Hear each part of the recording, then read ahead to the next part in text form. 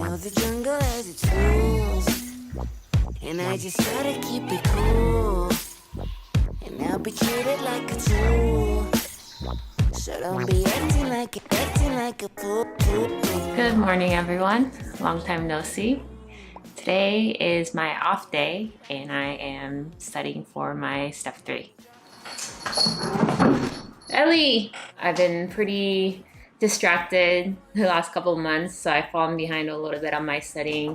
I've had family over from out of the country and out of state. I've traveled a little bit, and I've also been sick, but I'm getting back on track, and it's gonna be great. So today I'm just gonna do a few questions, and before I do that, I'm gonna make breakfast and eat. That's what we'll do. But before I continue with the vlog, I want to thank today's sponsor, Chegg. Chegg provides students with cheap textbook rentals, online tutors that are affordable and on demand, and personalized study tools. And I'll talk more about them later.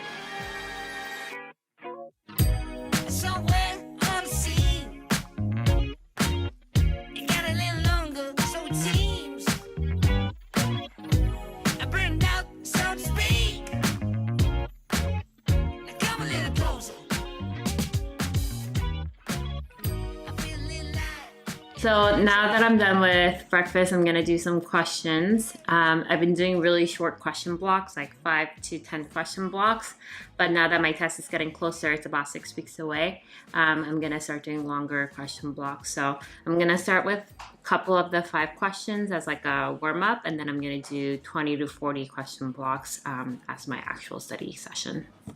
So I know some of you guys are curious about the types of questions that I have to answer for step 3. So I want to give you guys an example of the types of questions that I'm getting for this preparation.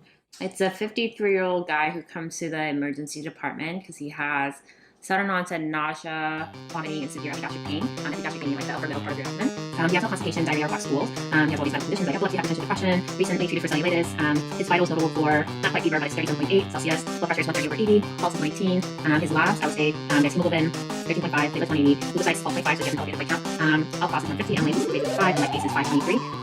And looking at these labs, we're taught that lipase is the number that would be elevated in cases of pancreatitis, and his symptoms kind of are consistent with pancreatitis. So let's read the question. The question is, which of the following is the most likely cause of this patient's symptoms?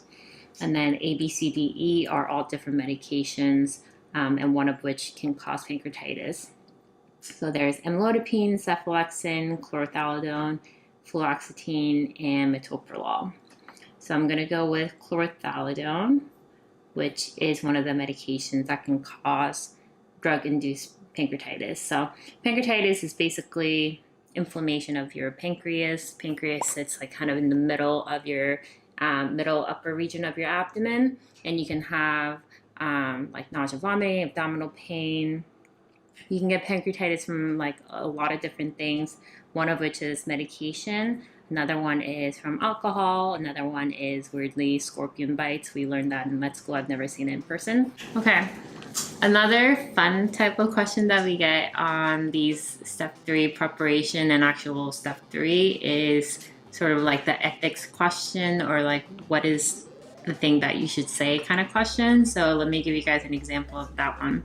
So a 62-year-old man comes to the office because he's been having weight loss, persistent cough, hemoptysis, which is when you cough up blood, and dyspnea, which is like feeling short of breath. He had a lot of canceled visits previously. He says that he's been under a lot of stress because he's going through a divorce. So he gets a chest x-ray which shows a suspicious mediastinal mass, meaning like mass in like the chest area. So the physician explains the need for a chest CT and a tissue biopsy. The patient says, "My whole life is going to crap. I suppose you're going to tell me to stop smoking. What do you know? You doctors are all the same. Do this, don't do that. Meanwhile, you go home in your fancy cars and fancy homes. Well, you know what? I'm going to keep smoking and get drunk as hell tonight." Which of the following is the most appropriate response to this patient? A, I can see that you're upset right now, but I am only trying to help you. B, I can understand that you're upset, but it is inappropriate for you to behave this way. C, I understand that you're distressed, but drinking and smoking will only make things worse. D. It makes sense that you're angry. You've had a lot to deal with. E. Let me explain the diagnostic workup so you know what to expect. So a lot of times when you get these like ethics question or like what should you say back to the patient kind of question, it's really interesting because the right answer is always for the patient to get the patient to keep talking more and like explain their situation more so you can understand them better. So of all the choices that I read, I feel like the answer is it makes sense that you're angry. You've had a lot to deal with. And I think that opens up the dialogue to like really converse with the patient. And that's the answer. And not that any of the other things that you said are wrong necessarily. It's just like, it's kind of like the art of medicine. What they're trying to show you is that you're supposed to have an open conversation with your patient and not make any judgments and not say anything that's gonna not make sense to the patient. So, yeah, these are like one of the kind of fun questions that gets thrown in the question set sometimes.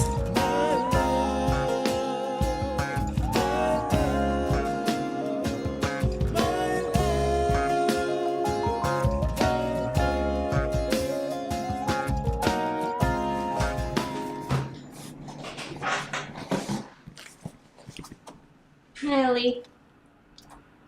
What a cute cat. Ellie's come a really long way since she first got to my house. She was such a sensitive cat and she would hiss all the time, but now she's really friendly and she really likes to keep me company.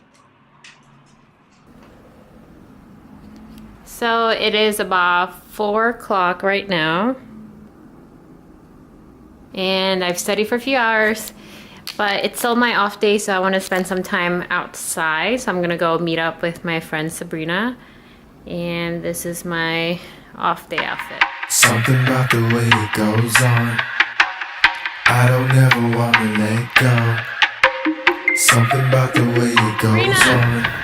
Sabrina! I don't ever... Sabrina! I was like screaming at you. Did I look crazy? Oh my god. I'm like going west, east. I was probably like so crazy. Hi.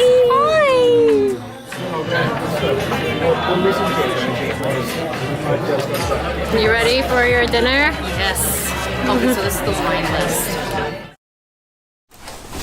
I'm home from having dinner with my friend Sabrina.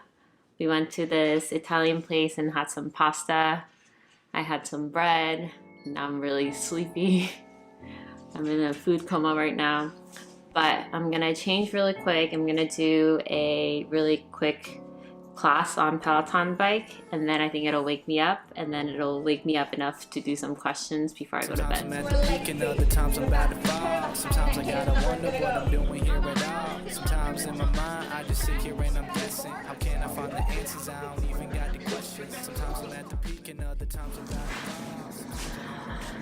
So it's getting late and it's almost time for me to go to bed. I'm just gonna do a little bit more studying before I go to sleep. So I'm gonna do maybe about a 20 question block, which is gonna take me about 30 minutes or so, and then I'll head to bed. But before I start that, I wanna talk to you guys about today's sponsor, Chegg.